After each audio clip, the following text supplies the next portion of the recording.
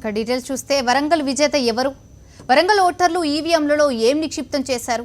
ఉత్కంఠ రేపిన వరంగల్ ఉప ఎన్నిక తెలంగాణ రాజకీయాలపై ఎలాంటి ప్రభావం చూపబోతుంది? వరంగల్ ఫలితంపై అన్ని పార్టీల్లో ఉత్కంఠ. మంగళవారం ఉదయం 8 గంటల నుంచి ఓట్ల లెక్కింపు. మధ్యాహ్నానికి వెలువడనున్న ఫలితం. బరిలో 4 ప్రధాన పార్టీల అభ్యర్థులు. పోటాపోటీగా సాగిన ప్రచారం. తెలంగాణ వ్యాప్తంగా ఆసక్తి రేకెత్తించిన వరంగల్ ఉప ఎన్నిక ఫలితం మరికొన్ని గంటల్లో వెల్లడి కానుంది. ఈ నెల 21న జరిగిన ఉప ఎన్నికల్లో గతేడాదితో పోల్చితే పోలింగ్ శాతం తగ్గింది. 2014 ఏప్రిల్ 30న జరిగిన సాధారణ ఎన్నికల్లో వరంగల్ పార్లమెంట్ నియోజకవర్గం పరిధిలో 76% పోలింగ్ నమోదైంది. 18 నెలల తర్వాత ఇప్పుడు జరిగిన ఉప ఎన్నికల్లో నమోదైన పోలింగ్ 69%. పోలింగ్ శాతం తగ్గడంపై రాజకీయ పార్టీలు భిన్న అభిప్రాయాలు వ్యక్తం చేస్తున్నాయి.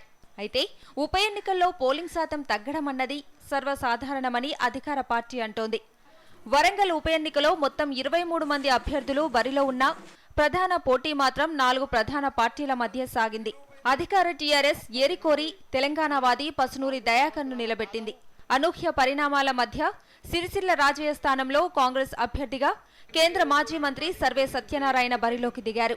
వైఎస్ఆర్ కాంగ్రెస్ పార్టీ తరఫున ఆ పార్టీ ఎస్సీ సెల్ అధ్యక్షుడు నల్లా సూర్యప్రకాష్, బీజేపీ నుంచి ఎన్ఆర్ఐ పగిటిపాటి దేవయ్య పోటీ చేశారు. 4 ప్రధాన పార్టీలు కూడా విస్తృత ప్రచారం నిర్వహించాయి. అధికార టీఆర్ఎస్ తన బలగాన్ని మొత్తం వరంగల్లోనే దింపింది. కావాలని తెచ్చుకున్న ఈ ఎన్నిక అధికార టీఆర్ఎస్ కు అత్యంత ప్రతిష్టాత్మకంగా మారింది. గతంలో సాధించిన ఓట్లను నిలబెట్టుకునేందుకు నానా తంటాలు పడింది.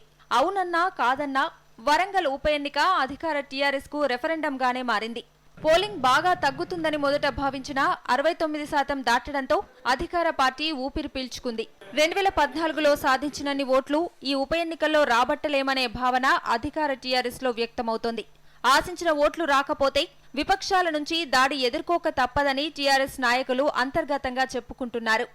వరంగల్ ఓటర్ల తీర్పు ఎలా ఉండబోతోంది మరికొన్ని గంటల్లో తేలిపోనుంది. ఈ ఫలితం తెలంగాణ రాజకీయాలపై ఎలాంటి ప్రభావం చూపుతుందో వేచి చూడాలి.